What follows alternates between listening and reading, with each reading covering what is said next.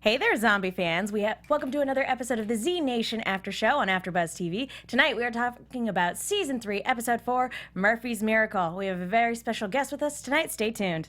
You're tuning into the destination for TV superfan discussion, AFTERBUZZ TV.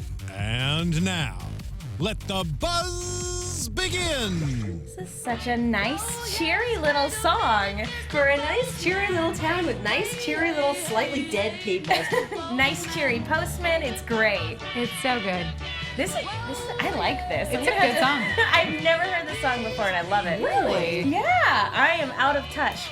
But yes, this was a wonderful episode, and let's not waste any time. Let's get right to it. Let me introduce my fantastic panel. To my left, Katie Cullen. Hi, all my buddies. You can find me on Twitter at Kiaxet. That is Kiaxet. Michelle Cullen. Hello, everyone. You can find me on Twitter at Michelle Cullen.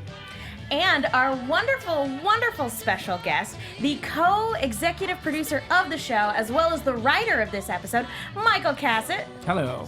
Hey. Longtime reigning champion. It's wonderful to have you back on the show. Always happy to be here.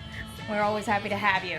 And I'm your host, Megan Salinas. You guys can tweet at me at the Menguin. That's TheMenguin. We're also going to be keeping an eye on the hashtag ABTVZNation. Katie's got the live chat pulled up, so we'll be keeping an eye on that as well. Timberwolf is already demanding an explanation for 10K. The live chat's off to a great start, y'all. I feel like people might be a little emotionally compromised. You don't say. Just a little. Just a smidgen.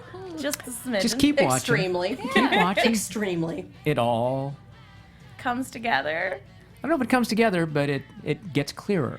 I've got a feeling it's going to rip our hearts out. It's going to get fine. worse before it gets better, and then it's going to get worse again. There are That's no, how the show works. It's the apocalypse. there are so no yeah. hearts in the apocalypse. Just brains. That's true. Just true. And lower base motor functions. Yeah, it's fine. Especially when the postman shoots all of the hearts. Yeah. Oh my God. Do we want to go ahead and talk about like the horror movie?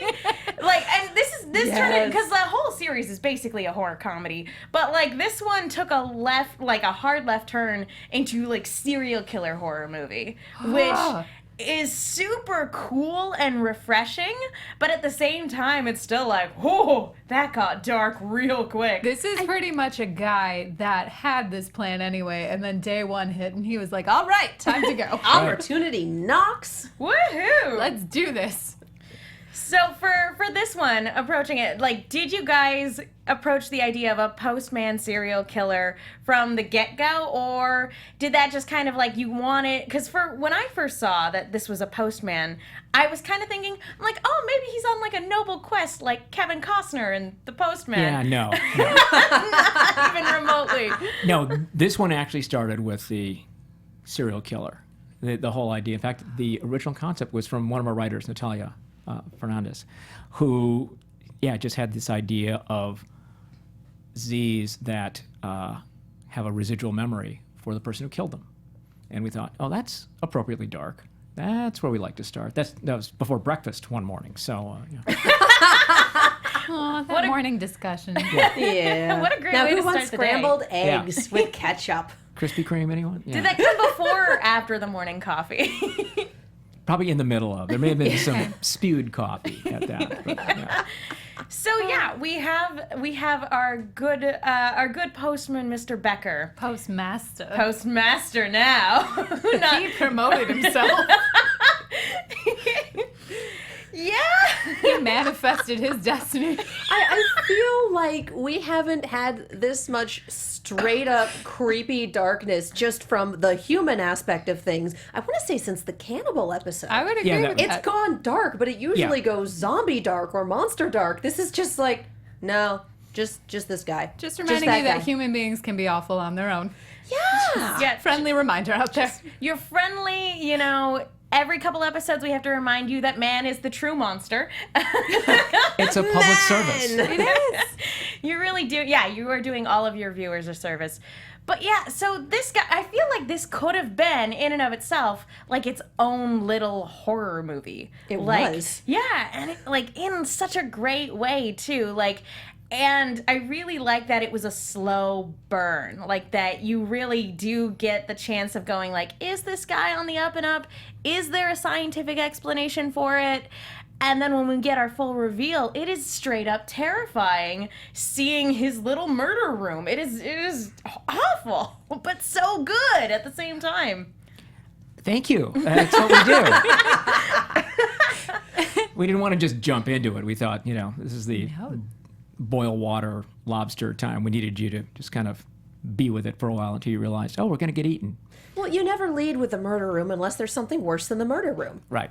And hard to beat that. Right. Yeah. Yeah. And this is also a guy who hated everybody in this town so much that he insists, no, they don't get to die. They don't get to have mercy. They have to walk around as zombies for the rest of forever, as long as I'm alive. I'm kind of intrigued that they weren't eating each other at this point. Because we saw that with the zombie tumbleweed. He was feeding kind of them. feeding them. That's true. So, Yeah, yeah. he was tossing them brain. Yeah, that's true. Eventually they would have turned on He each other. was feeding them drifters. Yeah, as one does. Yeah, I feel like we should have probably had a much bigger red flag on this guy, like, from the get-go when we meet him, because after about 30 seconds of having known him, he literally throws brains out the window. And it's like, what kind of guy just happens to have human brains on him, just on his person? A guy living in the zombie apocalypse. For several years by this time. Yeah. So, yeah, the number and type of snacks is pretty limited by then, so... That's true, though. It is a kind of a good, like, walking that fine line of, like, hey, you do what you gotta do to survive, and at the same time, it's like, this probably should have been a bigger red flag. Just because he has Z-treats doesn't mean he's a bad guy. But the thing that got me was you'd have to be stupid to be killed by them. Like, by the end of the episode, that's gonna happen. You're gonna it get- has to. you're You said gonna it, you get jinxed murdered. yourself, it's done. Yeah. It's like, nice knowing what's you. the worst that could possibly happen? Or could be worse, could be raining. You just know. Okay. You just know. You just know eventually it's gonna happen. Stake that big old foreshadowing flag in the ground like, yep, he's a goner. And then by the end of the episode, you're going, yes! But again, still played up well enough, because, like, when he says that, you're like, oh, this poor guy, he's gonna die. But then by the time it actually happens, you're like, nope, it's still satisfying. This is justice. This is beautiful. The makeup and the prosthetics at the end were great. Yeah. Do you guys want to talk a little bit about that makeup? Because, like, for this particular episode, I feel like it went above and beyond what we normally get for a lot of the creature effects. Just having that guy's face, like, on the table was Yeah. particularly dark. Even I found that disturbing. Yeah.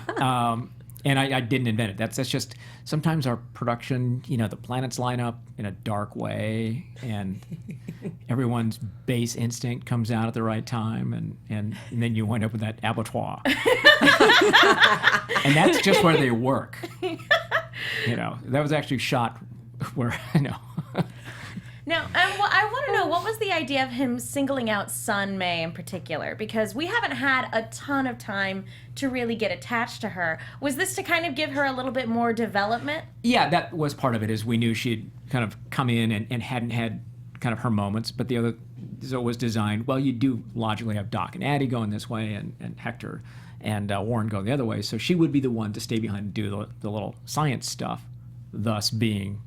So it was like one of those moments where, well, like, yeah, she's the logical one, She hasn't decided to take a shower or do any of those horror movie things, but, she's doing her science stuff, and that'll get you killed. I love that we have science people on both teams now. Yeah. Yes. I think that words. I'm good at this, you guys. I feel like that's an element we haven't had in quite a while. And so I'm super happy that we have that back on both sides in a limited capacity because what is equipment, but nonetheless. Yeah, we could all be scientists in this world. Just, I know what the periodic table looks like. Okay, I'm a scientist. I mean, you've got no equipment. You don't have your centrifuges and your, I have a makeshift scalpel. Yeah, I'm a yeah, surgeon. that's There we what you go. got. Or a Yeah. murderer. Well, Or like a Doc. postman. Yeah. Oh gosh. Well, and I'm glad we had this moment with her because, up until this point, like, she hasn't really had a shining moment yet. She's gotten a lot of empathy from us. And Sydney's performance in this episode in particular, I have to say, was really great when they're trying the radio transmission. And you just see the weight of just, oh God, like the fact that her mission is a failure and that help will never be coming for her. Like, that was really moving. So did they say that no people were left? Yeah, Was that she what- said That's that the like signal. reinforcements are dead. On her ship. Okay. Yeah. Now, there may be other people somewhere. I mean, there are other people somewhere, but as far as she knows, her immediate mission, because they've had to travel across the Pacific, it's taken them months to get here, it's over. So, bad news. Yeah. What happened to the ship? Zombie shark. There are animal zombies in this show. It could happen. But it would have to get on the ship. The Greek gods were playing Battleship. Yeah. Zombie Yeah. birds. Zombie battleship. Zombirds. There are a lot of possibilities. Zombie whale could have attacked the ship. Oh my god! Zombie kraken. Zombie Moby dolphins. Dick. Yeah, Moby Z. Moby Z. Yes, that. He's a writer. This Hello, could happen. Asylum. This could Call me. happen. I like zombie dolphins. 'Cause they're awful. And they're Dolphins smart. they're smart and they're also terrible creatures. They really are. It breaks my heart. They're so cute. Our engineer's saying that hashtag horrible. Moby Z. Tweet that, you guys. Hashtag Moby Hashtag Z. Moby Z. The first celebrity I ever met was a dolphin. On the ship. The one from Zeus and Roxanne. Our families took a cruise together when we were like 8. A fun childhood Young. memory for you all. Let's get back to it. Good times. Good I times. think I was with Patricia Arquette. What? The first celebrity I met. I was like 3. Oh. Okay, to get back. Family time. To get back. Yeah. Sorry. All right, to get back. Now, we have this really great horror movie in there, but it's still not devoid of like awesome action sequences too. I want to know, Michael, we had a very interesting action sequence when he opened up the door and we had that extremely like shaky light action sequence when all of the zombies were just overwhelming all of That our was characters. fantastic. And I want to know, when you guys write, these kinds of action sequences, do you kind of just leave it to the director to be like, okay, like, and the choreographers to figure everything out, or do you put more detail, like specifically Hector needs to crush this zombie skull in with a stamp? That was so great. Yeah, it's generally not in the first draft. You're too detailed because you don't quite have a sense what the locations will be, and this did evolve because we, as I said originally, it wasn't specifically in a post office. It was a house, even though he was a postman. But then, let's do a post office. Well, then that gives you certain tools, and then you can be more specific. And so it's not just, it's like they used to say about Robin Williams when he was Mork. The writers would, Mork does something funny. No. We try to give our directors a little guidance, help, because people have to bring props. There have to be a certain number of future dead zombies. You have to have discussions about what the lighting is going to look like, where the camera's going to go. It's not just, bring everything And from then home. insert action sequence here. Yeah. I Cool enjoy- stuff happens. Yeah. I enjoyed flashlight tag for keeps. Yeah. It was shot really well. It crazy. was really cool and dynamic. At one point, it made me a little nauseous. Yeah. Well, the director was Alex Yellen, who is our DP. So he is all about the lighting and the pushing the visual envelope, so to speak. So It looked awesome. Getting those really cool did. shots and Yeah. unique lighting situations. I liked it. Yeah, and for sure too, especially with like, you have to kind of figure out a way to change it up. Otherwise, like, somehow fighting zombies is going to get boring. I've always appreciated the way the show does try to mix things up and keep it fresh, because it's easy after so many seasons, other shows, I won't say which ones, but other shows would tend to phone it in a little bit. So Supernatural. Not at all what I was they're not talking phoning about. it in, they're texting. But Tish. I went there. I'm very glad you followed. This is a show that killed a zombie with an egg beater.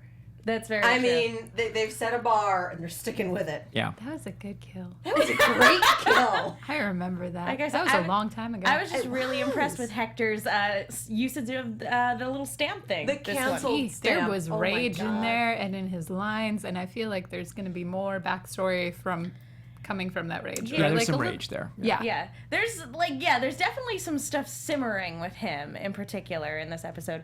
From Doc, we mostly get puns in this episode, much needed puns. I'm not so sure about that. Well, you know, Thank he you. has no one Stan's ever card. writes in and says, we want more puns from Doc. They but- don't? I will do that. You There we guys go. never Me get too. scripts back saying needs more puns. No, well, Pun it it usually up. takes some of these out.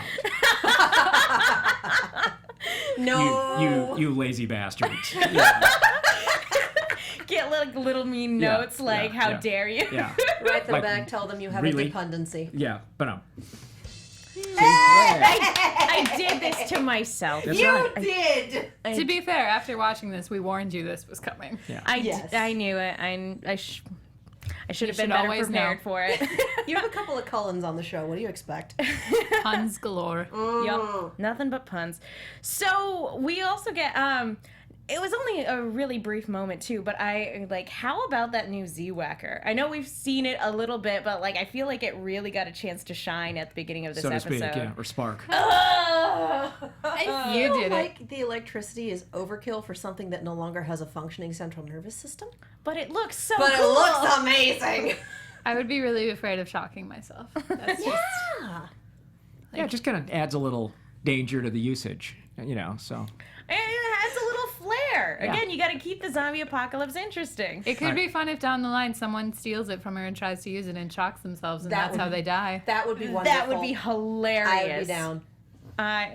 Can we have that? I want it. I still just love that the reaction to, okay, we've been observing Operation Bite Mark and you're very dangerous, but we decided you're not dangerous enough, so we enough. So we electrified So we electrified your weapon and we gave you a knife gun.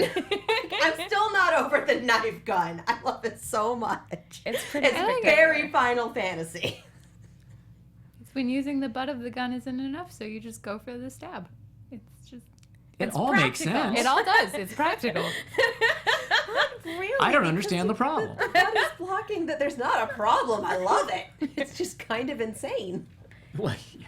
I'm a big Evil Dead fan, so anytime like makeshift weaponry can combine things like a chainsaw and a shotgun, like I'm all about it. It's great. So yes. Is there anything else we want to touch on when it comes to the Postmaster storyline? Because there's a lot of stuff we need to talk about regarding Team Murphy. I just want to give a shout out to Carl Johnson because he is my friend from Theater of Note and he did amazing. He was the terrifying serial killer postmaster. Yay! Good job. Well done, sir. You scared the crap out of us. Well done. Oh Mission my accomplished. God, yes. I loved revenge zombies. That made me super happy. And I wonder if that's not something that might come back later. Don't know how, Yeah. don't know when, but I feel like now that we've put it out there, that it's a possibility. He can't be the only serial killer trying to rule the afterworld.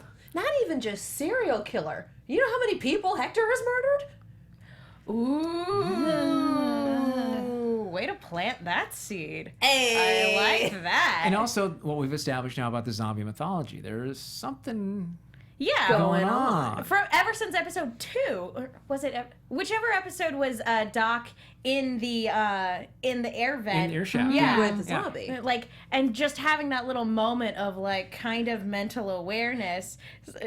Do you like my little head? I like Well, your, just your nod to stunningly being high. stoned. Your nod to being stoned. So high. The zombie is strong within you. That's what I was doing. I was channeling a zombie. Really? I thought you were channeling a pigeon. No, I'd be darting all around the room if that were the case. But yeah, the fact that, and it's something that we come back to time and time again, is that there is something there, and Murphy can see it and feel it at some Yes. points. And And it responds to Murphy. exactly. So there is something there that, yeah, that they're not just mindless, even though that's how it comes across. And so having something like this where they can see and recognize the last thing they saw and like have an emotional, not necessarily emotional response to it, but have a physical response to Visceral. it. Yes, that's a better word for it. That it's interesting because I've seen, like, I feel like in one of the Resident Evil movies they were trying, they like tried to rehabilitate a zombie and they gave it a phone and it saw this object it recognized and like started hitting buttons. It wasn't like actually typing in real numbers, but like it was like, oh hey, there's that recognition there, and then they did absolutely nothing with it. Because it's Resident Evil. Exactly. It's a Resident Evil movie. So I like the idea that this show is taking that idea and is constantly reminding you, hey, they're not just mindless zombies. There's something else going on. They're pretty here. mindless, but yeah, not. It's not like there's nothing there. There's something there and we're doing something with it. So I appreciate that. Mm-hmm. All right. Shall we move on to Team Murphy and his search for his throne? Where, oh where, could Murphy find a suitable headquarters?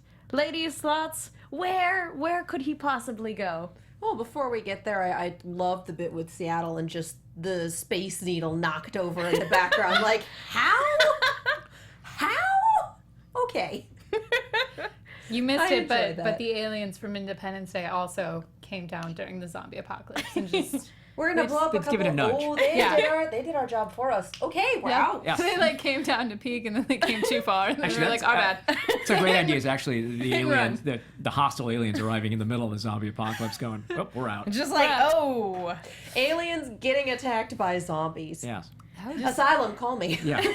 Just like you guys got your own stuff going on here. We'll just be on our Well, I way. mean, let's be real. We're gonna- Earth is we're kind of gonna the hit Mars. Australia of the galaxy. We heard Mars is the future. Yeah. We're on our Yeah. way there. There's big old water vacant there, lot. y'all. There's water there. It's a big old vacant lot. We're just gonna. There's Elon Musk there, so we're gonna go. If you got $10 billion, Maybe. right? Yeah. Yeah. Yep.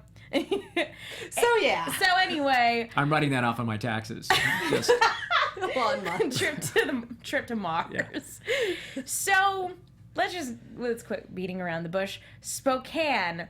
Murphy apparently has some previous connection to Spokane. at a very impressionable age. Yeah, There's it's very happy memories there. It sounds like it was a place that he and his family would go to on family vacations, or like maybe he even lived there for a time. But yeah, it's one of the few moments where we see Murphy genuinely happy and excited to be somewhere, anywhere. Aren't we all happy to go to Spokane? Yes. Yeah. It was a lot of fun. So that wasn't even, he wasn't even gorgeous. acting.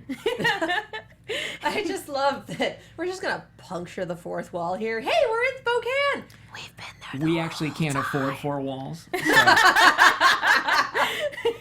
3 walls and a proscenium. yeah. In an easy up. And I think we justified it. They're on the West Coast looking for places that haven't been destroyed. You kind of work your way up to Trying to get as far Seattle, away and from then you start California as going, possible. Then you go inland. Spokane's what you would find. Yeah, just if you know it films in Spokane, that's what makes it so dang funny. We hope so. I laughed. I thought it was hysterical. I saw the waterfall and I was like, I know that place. I know We've that place. been there. I We know have that pictures place. of us on it. And then 10K is standing there and Murphy says it's hypnotic, isn't it? And I'm just like watching from my own little world and I'm like, yes. Yes, it is hypnotic. watching on 10K television. going, please don't jump. Please don't jump. Please Oh, don't. that was creepy. That doesn't look good. So Worrying a lot about him. So was the idea in terms of, not only does location-wise it make sense, but was the idea behind it specifically for the joke, or was it like, hey, we want to give Murphy a place that he can genuinely feel at home, and this place is the home of the show? It makes sense. Yeah, I mean, it was, we wanted him to have a base. And just, you look at it as big cities are going to be nightmares. Little cities, little bitty cities, little towns don't have enough resources. Mm-hmm. They have crazy mailmen, for example. As I think Murphy enumerates, it's got location, it's got weather, it's got water, potentially power. It's perfect. Yeah. So That was a moment where I had conflicting thoughts toward him and the choices he's making, because I was like, yeah, that's actually a lot of good things for people that you want to create. He has a vision. They just have to follow him first. I mean, you're going to bite people on the face to do it, which is still weird, but... Yeah, it's one of those weird things where we were talking about it before the show in terms of, like, and we joked last week that he had gone full supervillain, but he's not evil. And that's the thing. We've known him long enough to know he's not an evil person, with, mustache. He's not the type of person to twirl his mustache and go mwahaha. And he's certainly not like the people who did this to him. No. Especially for selfish reasons. In his mind, he's doing the right thing. And it just happens to be convenient for him. He's looking out for himself and the human race. He thinks, and he has some evidence that he knows better.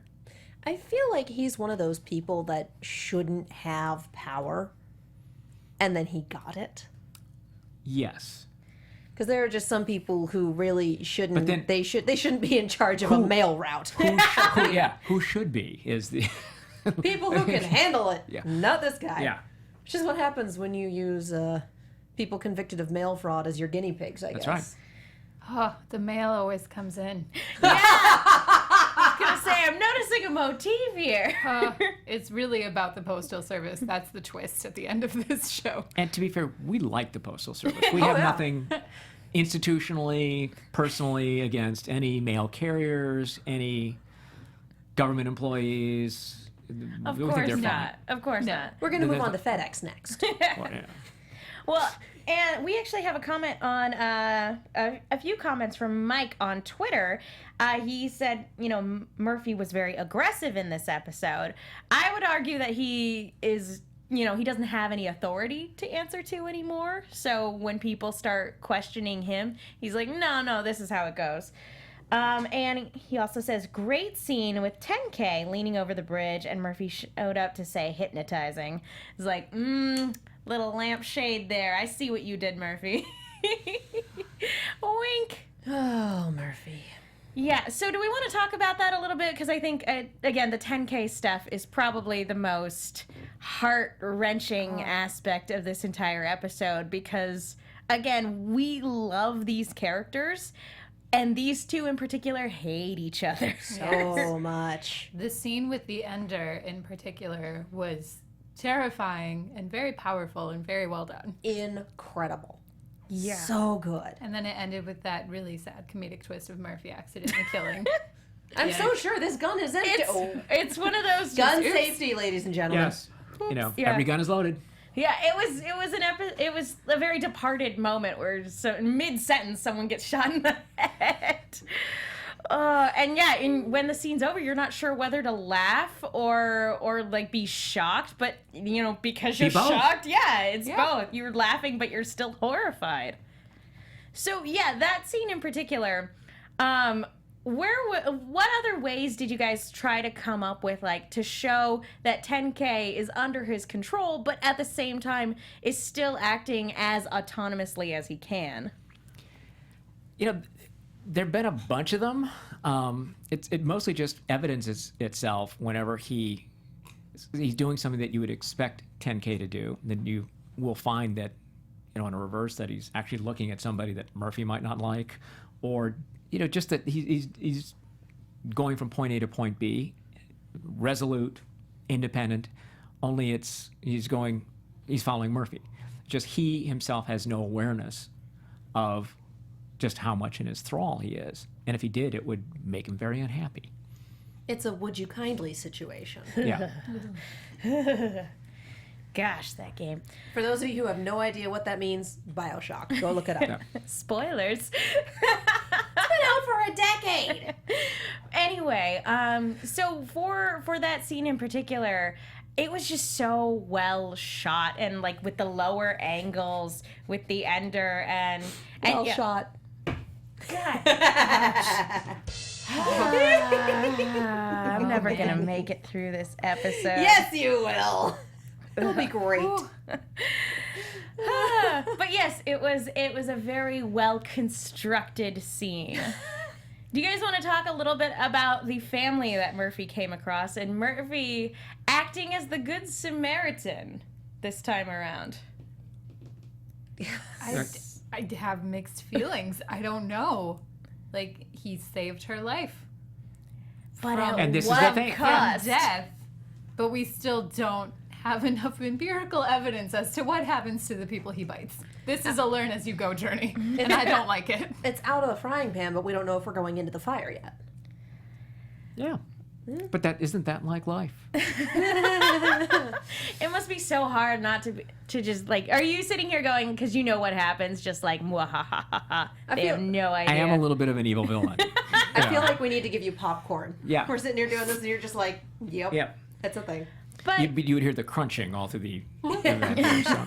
But yeah, it does go back to because we haven't seen the long-term effects of anybody who's been bitten. Right. Like, can someone, if they want to bad enough, break out of his control? Because we've seen that there are types of zombies that don't respond to Murphy at all. Right. Blasters. Yeah, those guys are scary. Those guys are scary. I think I haven't seen them in a while. I miss them. because we know Lucy's coming back and Mom and Pa Kettle are coming back, maybe we'll finally get our answers as to what What are the What happens? long-term effects? Yeah. Anything interesting you've seen, you can expect to see again. That's a laundry list of stuff. I know. So many things. So many. Are they going to go back to Wisconsin? Plant zombies. The cheese wheel. Cheese wheel. The cheese wheel may not be in Wisconsin anymore. It's still rolling. I'm It'll pretty be like sure this it's big. It's like Proud Mary. It's rolling down the river. I've said it before, I'll say it again. I still want it to come back, and I want it to come back in like the series finale or possibly another season finale later on down the road. And just It might be take out. smaller. That's fair. I'd like to see it roll in and just take out the man. Yeah. Like, well, That would occurred. be wonderful if the man would just like mid-sentence again just got crushed by the Cheese cheese wheel. Like he's monologuing and no one knows what to say. Just like, Never well, monologue. Never monologue. Doc says a pun, and then we move on with our lives, I guess. It would crush him into a cracker. That's just, like one of the like flattened like cartoon style. But yeah, so again we have the blasters, and speaking of Lucy, since we know she's coming back, how interesting will it be, because we've seen that she also grows at an accelerated rate. Pretty sure that's not something Murphy's aware of. She So just what if- walks in as an adult. Hi, Dad. Well, yeah, and is she Hi, going- Dad, can I have the car keys? and she's grown up in this short amount of time, but she's grown up basically being able to get whatever she wants from her parental figures. Like every daughter. That's accurate. That's a No. fair comparison. But like there's never been an authority figure theoretically to tell her no. Right. And are she and Murphy going to get along when they get reunited? Like, it is entirely possible that she is as powerful, if not more powerful than him. And they might, like, have, like, in terms of, like, a battle of control over the zombies around them. People she's bitten versus people he's bitten. Or even just the zombies in general. Yeah, the zombie Wi-Fi, whatever it is. Her she's got more bars than him. Yes. But he keeps changing the password.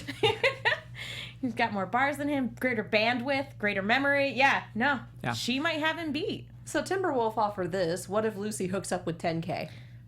That thought went through my head. If she and it should go right out. into a teenager.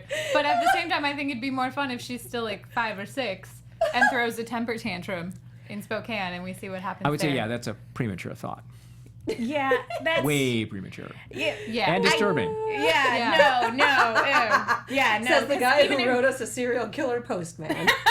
Postmaster. Postman. Give him his earned title. He Post-person. didn't earn that. He murdered his way to the top. Mail Just- carrier. Mail carrier. Yeah, I'm just gonna go ahead and formally request that we not get teenage Lucy in 6 months because No. that's no, I don't I think want it's it. better if she's a kid, especially if that other little girl stays there. Best friends. Yeah. Friendship. Standing It's at the the end of a best hall holding hands. Come play with us. Well, and it would also be really really cool to have I think you guys have made a lot of comparisons to Murphy being a vampire, and so if we have little Lucy, she could be little Claudia if we're talking like Interview with a Vampire, and it's like that's scary. Vampire children are terrifying. Yeah, that's one scary little kid. We've had a zombie before. We haven't had anything like Lucy though. Yeah, No, a zom child yeah, exactly. or a zom tween. Oh, a zom pre-tween. Yeah. No. A teenage zombie. My life is a teenage zombie. Tween Z.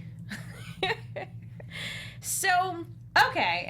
Any other thoughts on Murphy's whole scenario? Because I feel like there's so much going on, and not to go back to the other scene, but it was really well shot. Just that scene where he's standing in front of the window and the light is coming in. As you said, definitely he knows what he's doing when it comes to shot composition as the DP. Yeah. It's Alex, absolutely fantastic. And it's great for just our sense of Murphy. It's like he is home finally. His first real home in probably a while. Yeah. A place he has some connection to and now has some vision, and it's manifest. He can look out those big windows and see his new empire. So it's a place tied to his past that he has a plan for the future for. Right. I like it. It's also a very big open space with the flowing body of water and the giant windows. So I think it's just him embracing space, because he's been cooped up in a car for 2 years and he was in prison before that. Yeah, this is probably the first time, and granted he does want to be king of the castle, so to speak, but yeah, it is home now. Goodness knows the last time he was free. Yeah. We don't yet. And even our main crew, like, they haven't had a home for 2 years. Ever since their home fell apart, like, it's just been constantly on the move. And it's like no one place long, to settle. nasty road trip. Yeah. Even when Addie tried to settle down at one point, even that fell apart. So, Well, that's never going to go well. exactly. Well, no, she was not in a good place, and that was a cult. That was a terrible place. Speaking of that was a cult, bite my wife, please. Yeah. Not the both of you, just your wife? Just okay, why? Well, a little residual caution there. Yeah. Bite her, not me. I'm okay. I'm good. I'm not sick yet. I'm feeling better. It's an open marriage. I feel happy. Well, when are you coming back? Well, Tuesday. Yeah. We'll be dead before then. But yeah, so we see our first official set of like willing Murphy followers, so to speak. They've seen what his bite is capable of in terms of being able to, I guess, revitalize someone, so to speak. And kind of stamp out the fear. Yeah. You are, to some degree, immune. Well, that's a big deal after 3 years of running from gnashing sounds. Yeah, That's and true. even if you weren't immune, like the idea that it takes your fear away, because that's the biggest problem in the zombie apocalypse is people panic when they get cornered, and then they make mistakes and they get sloppy, and then that's what ends They up wind up killing in the them. basement of the post office. Happens Exactly. everywhere. It happens all the time. So even just having that sense of fear taken away from you is a huge asset in a world like this. You're just giving up your freedom. There's a That's quote all. about those who give up liberty for security deserve neither. Might have been Ben I Franklin. can't recall who said that, but yeah, I think that it was sounds Ben about right. Franklin. Yeah, it's the zombie apocalypse, though. You got your freedom, and what? Half Freedom a to tank of die. gas, an empty stomach, Yeah. low on ammo. Yeah, And not a really sick a kid. whole lot going on for you. Yay, freedom. It's a libertarian nightmare. So let's move on to talking about Citizen Z, because Citizen Z, again, finally having, his biggest problem, and we've touched on this before and time again, is that he was in the perfect place for the zombie apocalypse, but had no one to talk to.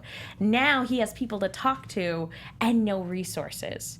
So Yeah, they're starving. yeah, I really have enjoyed meeting Kaya and her family, But going back to a place that was falling apart, I'm very concerned.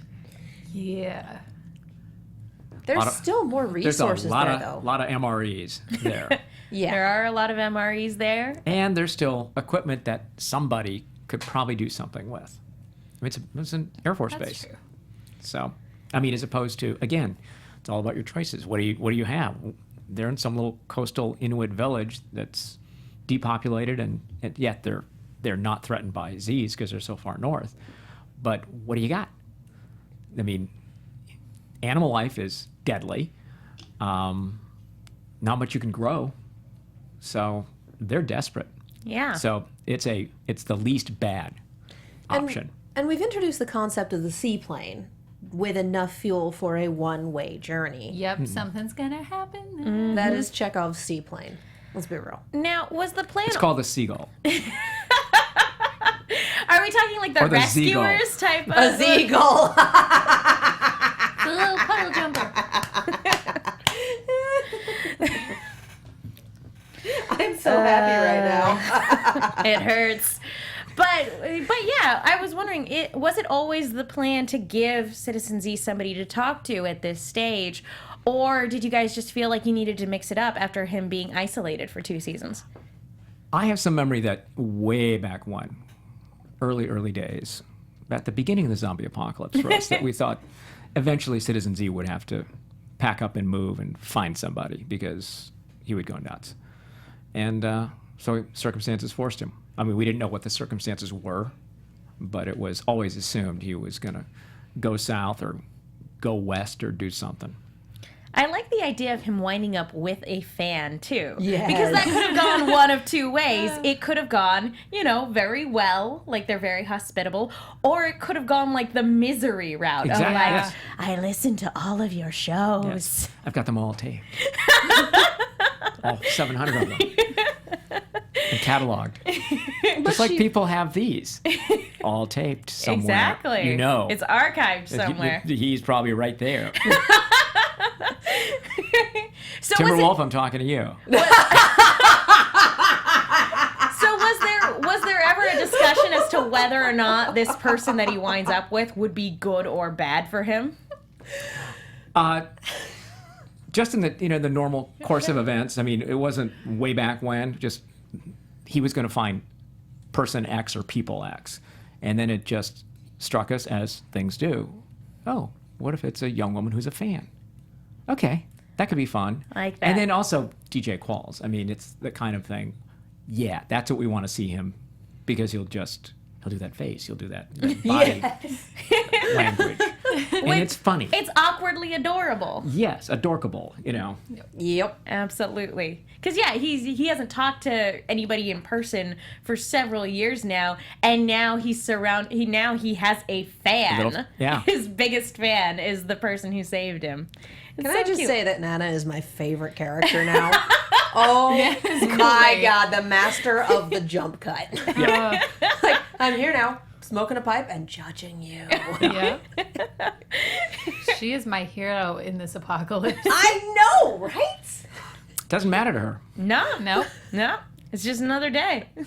I also loved that Kaya got really jealous of Addie. Yeah. And I'm Yeah. excited to see where that goes. So thoughts, guys. Is there going to be a love triangle? No. I think there's going to be a triangle, but it's One of the legs of the triangle is going to be pretty Pretty far. pretty attenuated. it's going to be that weird recycling triangle that doesn't meet at the end, because Kaya's going to have a crush on Citizen Z and Citizen Z has a crush on Addie, and Addie's just living her life. It's just going to be a carrot, you guys. Yeah. Just a CARAT for the little up arrow. That's it. It's just going to be There a is no carrot. third line. There is no Yeah. third line. It's just those because that would require Addie to be in love with Kaya, and let me tell you, I am down for that, but I don't know if that's going to happen. Recycling triangle that doesn't meet. Just let me have this. Aww. I'd let you have it. I think we're overdue for a rim shot. You'll look up the recycling logo after I know this. what the recycling logo It doesn't looks meet. like, It's but a there's triangle no that third doesn't leg. Point being, It's like the musical instrument. Fine. point being, ladies, we can debate the finer points of triangles later. And we will. And we shall. It will be a very heated discussion later. I'm going to be sorry to miss that. We'll record it for you. And You for can Timberwolf. stay. You can stay and officiate the match. We'll have a debate. It'll be great. But again, bringing in this particular character, I am both really excited for Simon because he's not currently Citizen Z, but I'm also really, really worried for her and her family because they have left their home for the first time for what may or may not be, a one-way trip. I'm concerned. I'm hoping they're just going to grab as many MREs as they need and then go back to their lovely home where they can sit and watch the Aurora Borealis. I feel like But if I'm that not was sure. the case, they wouldn't have brought everyone. Did they bring everyone? They brought did. They brought everyone. Nana and the puppy. Yeah. And to be honest, there's not that much to go back to. Yeah. That's Yeah. true, too. And it's a hard trip. It's a really hard trip. But there's also Grandpa. Grandpa was there. He was walking I with did the not sled. see Yeah. that. Yeah. Yep. No, He was pushing the back of the sleigh. Yeah. All right. Just missed one of them. Completely. I thought someone was holding down the fort. Never mind. Yep. All right, so do we have any final thoughts on this particular episode before we move into predictions? I thoroughly enjoyed this. This episode was so much fun to watch. Yeah, fantastic suspense, fantastic cinematography. All in all, very, very satisfied with this one. Thank you. Yes. I agree. All right, let's move into some predictions. And now, your AfterBuzz TV predictions. So, okay, we've got, I feel like the base is going to be still overrun with one or two lingering zombies that Simon might have missed. I thought he killed them all. Like, there was a set number, and he had a little tally. He was marking them off. That's true. Stealth But zombies. Might have missed a few. I don't know. Or something else might have crashed in the meantime. We don't know. So, I feel like whatever's waiting there, it's going to be dangerous. Because I feel like we can't just have them all be like, okay, great, this is going to be great now. Everything's going to be fine. It's like summer camp in winter. And the next episode, I believe it's called Escorpion and the Red Hand, if I might be misremembering that. But I believe Escorpion is in the name, which means Hector is probably going to be a central point of focus in some way, shape, or form. Katie, any thoughts? I just love the anti-vaxxer line. That just bless. I feel like we're probably going to spend a little bit of time at the base, especially with Kaya's insistence on trying to get Simon back on the air and trying to get him to be Citizen Z again. And especially with Simon hearing Addie and going, oh, they're still out there. We need to do the thing.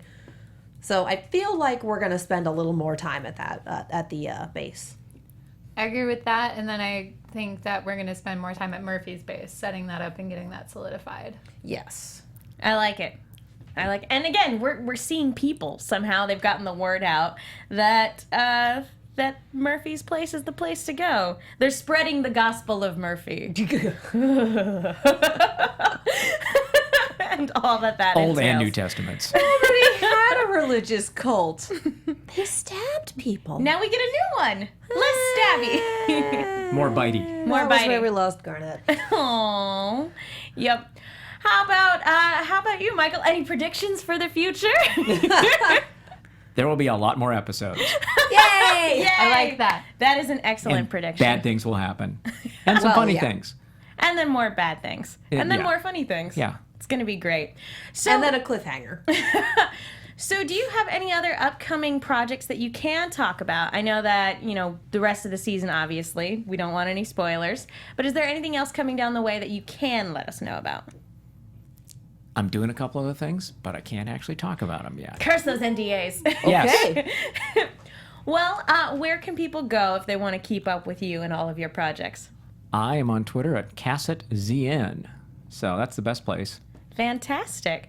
Well, I think that just about wraps it up for tonight's episode. Oh, we do have to talk about iTunes. Thank you, Katie. I was just going to zip on through the rest of the Say it's on episode. your board. It is on the board, but it's way over there. How possibly who could possibly see it from over there? Who looks at the board? Me. Who looks at the board? Me. Anyway, folks, we want to just say thank you to everybody who goes to iTunes to rate, subscribe, leave a comment. We love hearing from you, and it's the best way to let our bosses know that you like the show that we're putting on. And if you leave a comment, you may just get a shout out on the show. Did we read the one from the 22nd? I don't I recall. don't think we did. All right, we have a This is the One from Mighty Orphan. I think I enjoy this podcast as much as I enjoy the show. Z Nation is exactly what I look for from television, and this podcast fits the same bill. Thank you. Yay. And we have Love, Love, Love from Yuli Loves Zombies. I love this. I look forward to a new video after I watch the last one. And my God, what I would give to be on this podcast. Finally, I'd be able to talk about Z Nation all I want. Aww. We love you Checks too, or dear cash? Oh, well, thank you guys so much. Keep those comments coming. Like I said, you'll get a shout out on the show. Yeah, I guess now that wraps it all up. Michelle, where can people go if they want to find you? You can find me on Twitter at Michelle Cullen. I'm Katie Cullen. You can find me on Twitter, Tumblr, Instagram, and YouTube at Kiaxet. That is Kiaxet. I am also on Snapchat at Kia Prime. Our first Crunch Time after show is actually right after this, so stay tuned. It's going to be a blast. Star Wars Rebels is on Tuesdays. Arrow is starting again Wednesdays at 9 p.m. and Blind Spot is on Thursdays. We also have Steven Universe, our last episode before the hiatus. That's going to be Thursday at 8 p.m. Yeah, and I'm Megan. You guys can follow me on Twitter and Instagram at the Menguin. That's TheMenguin. I'm also on a bunch of shows here at AfterBuzz, and I write articles for the Movie Chick. That's Chick with 2 Ks. Be sure to check those out. Thank you to Mike on Twitter in the hashtag. Thank you to everybody watching live. We love hearing from you. Thank you all so much for watching. We will see you all next time.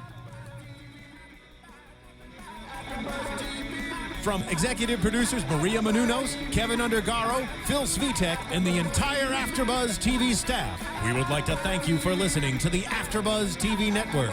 To watch or listen to other after shows and post comments or questions, be sure to visit AfterBuzzTV.com. I'm Sir Richard Wentworth, and this has been a presentation of AfterBuzz TV. Buzz you later.